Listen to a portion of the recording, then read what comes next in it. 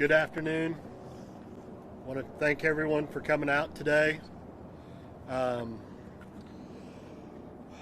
with everything that's gone on in the past few days, we've been reached out to and we've spoken with Dave with the United Cajun Navy. We feel that we need the extra resources to come in and help us as we try to get more organized for our family and see if we can't bring some more clues to light.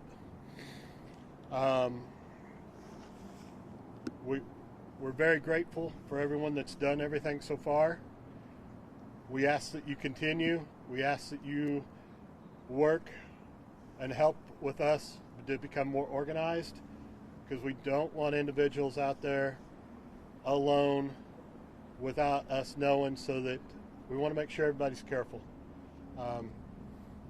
Safety is the number one priority.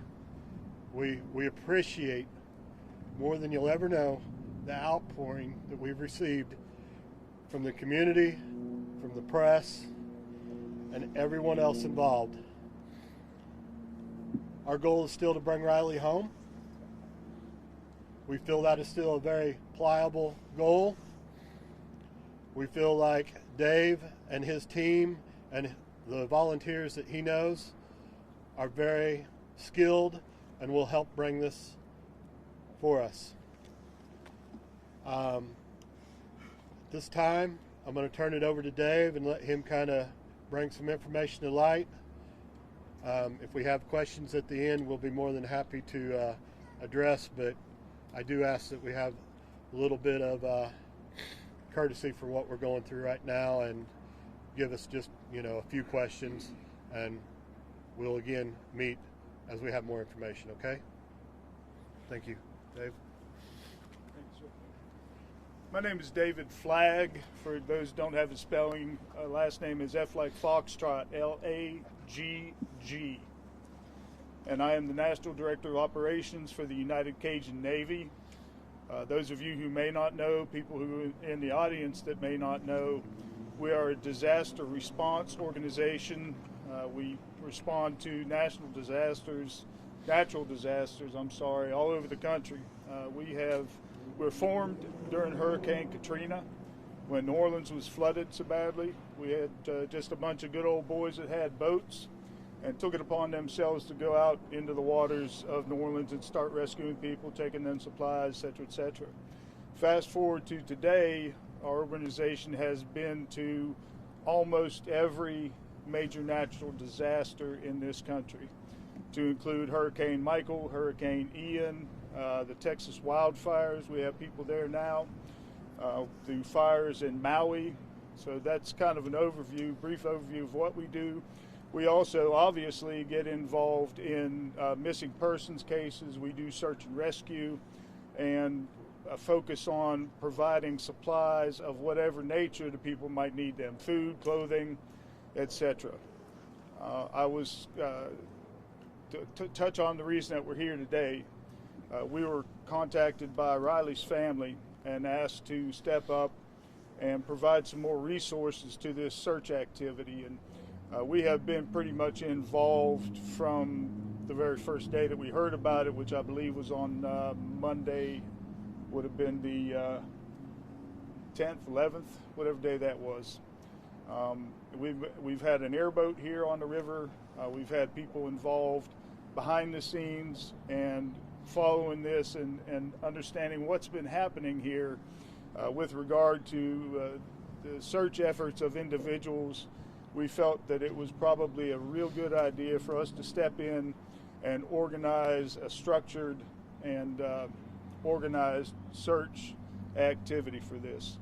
We also have, today we have a hovercraft coming in and a pilot to run that craft. If he gets here early enough, we will be on the river today. And if not, we'll start early tomorrow morning and spend a good bit of time on the river here, assisting in that search. We had an airboat here, and that individual will be returning, I believe, Friday, possibly Saturday. I would reiterate what Riley's father said. Our main focus, obviously, is to find Riley. Our secondary focus is to ensure the safety of the people who are out here searching. If we have folks just out on their own on these very steep and treacherous terrain on the riverbank and other treacherous aspects of this search, we don't know.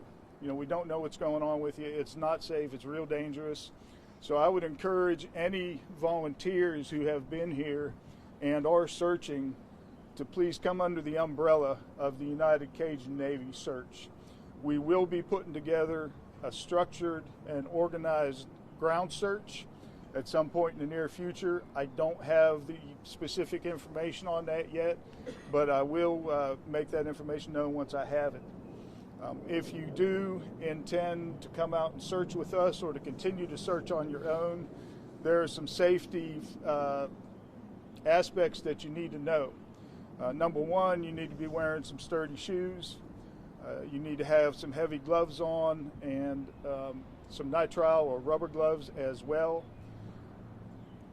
There's a lot of garbage and debris and needles and bodily fluids of one kind or another that are on these riverbanks that you really don't want to be exposed to.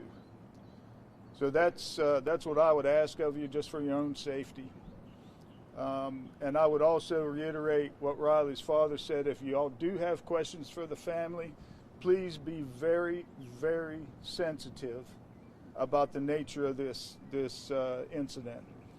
As you can imagine, those of you who have children or don't have children, I guess the best advice I could give would be, don't ask a question of the family that you would not want to be asked yourself. That's pretty much all I have to say. If there's any questions, I'll be happy to answer.